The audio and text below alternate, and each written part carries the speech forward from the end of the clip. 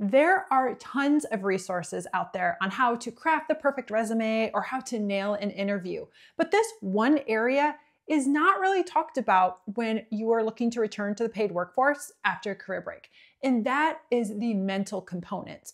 When I returned to work after my career break, I had all of these thoughts and feelings, and I honestly thought I was alone. That was until I started interviewing women for my pre-launch career bootcamp, and I realized that women from all walks of life struggled with the same questions and doubts. And in this video, I'm going to cover the top 3 struggles that not only have I dealt with, but other women have as well, so you can feel less alone if you are experiencing these thoughts and feelings. Before we jump into those 3 areas, I want to touch upon something that society does from when we are very young, and that is to put so much emphasis on what our careers are. Around 4 or 5 are when kids start being asked, what do you want to be when you grow up? And that question persists until high school, college, when then it changes into, what is your major going to be? And then when you get out into the working world, one of the first questions people ask when they're getting to know you is, what do you do? So it is no wonder that our identities are so closely intertwined with what we do for a paycheck. But we all know that what we do as a paycheck doesn't necessarily reflect who we are, what we value, or even what we enjoy. And I bring this up because when you take a step away from the paid workforce and take a career break, a lot of the time you end up feeling a little bit lost. Like, what is your identity at this point? And I want you to know you are not alone with that feeling. And honestly, it's something I wish as a society we would stop questioning and putting so much emphasis on, because what you do for a living is not tied to your worth, to your value, or even to your identity. So number 1 is relevancy. Do any of these statements sound familiar to you? I'm just a stay-at-home mom. All I do is household chores all day. None of my skills are actually transferable to the paid workforce. Now here, I want you to stop. If you have taken a break to be a caregiver to kiddos or to your spouse, or even for your own mental health, you are doing work. What you are doing is relevant, is valuable, and is worthwhile. So how do we reframe those thoughts? Instead of thinking, all I do is household chores all day, think, I run a household on a micro and macro level every day. I have a wide range of skills that can be applied to the paid workforce. Or if you think, I don't have any transferable skills, reflect on everything that you do on a daily, weekly, and monthly basis and write those down. And then you'll see that you, in fact, do have transferable skills, from advocating for your children to running the household finances.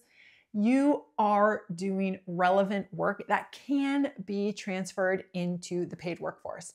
And if the thought, I'm just a stay-at-home mom, ever pops into your head, I need you to just get rid of the word just, because you are doing one of the most challenging, rewarding, frustrating, and just downright jobs that there is. And if you're able to figure out that with no training and no experience, I'm here to tell you, there's not any job you can't tackle. Now, I know all of this is probably easier said than done, because we have these feelings and thoughts that enter our minds completely unbidden. But here's the thing, if you have those thoughts, that means you also have the power to reframe those thoughts. And number 2 is imposter syndrome. You know that feeling you get when you think, oh my gosh, what am I doing here? I'm a fraud. I don't know what I'm doing. Then you start thinking, people are going to find out. They're going to be like, what are you doing here? Get out of here.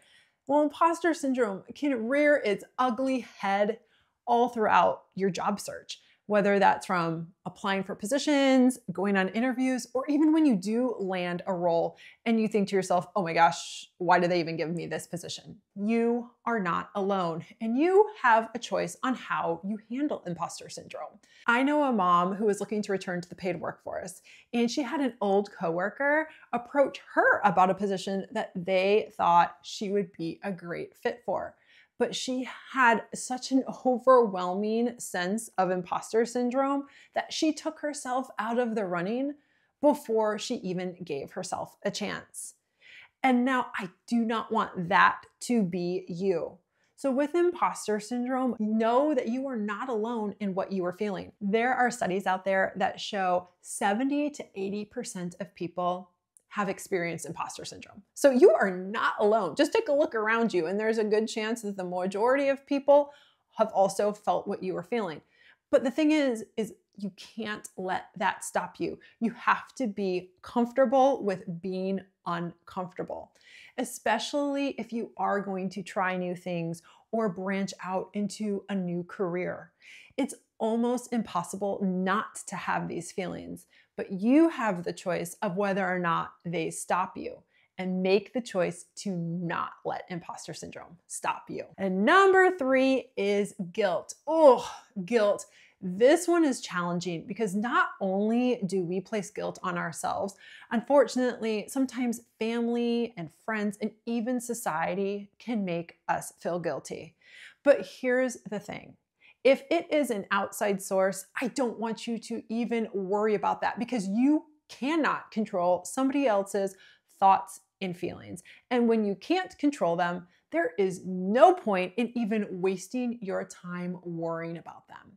Now, as for yourself, it can be easy to say, oh, I'm feeling guilty. And I understand the guilt that comes with taking on a new venture when you have a kiddo, because ultimately some of your time is going to be taken away from being available for your kids. But you know what? It's okay. Think about what you would tell your kiddo. You would want them to be fulfilled and to follow their dreams. Now, why don't you want the same thing for yourself? And I'm here to argue that it's not only healthy for yourself, but it's also healthy for your children to see that you are pursuing things outside of them. One day, they are going to be an adult as well. And I truly don't want my son thinking that my sole purpose was to be there for him, because I don't want him to feel as though his sole purpose is to be there for somebody else. I want him to show up for himself, and I need to show up for myself and have him see that as well. So if you're looking to return to the paid workforce, I'm going to quote the song that you either love or hate, but we all know, and that is Let It Go. While the mental component might not be widely talked about, it is something that many of us struggle with. And the more that you talk about something, the less scary it seems. So my hope for you is that you surround yourself with women who support and encourage you, that you can use as a sounding board.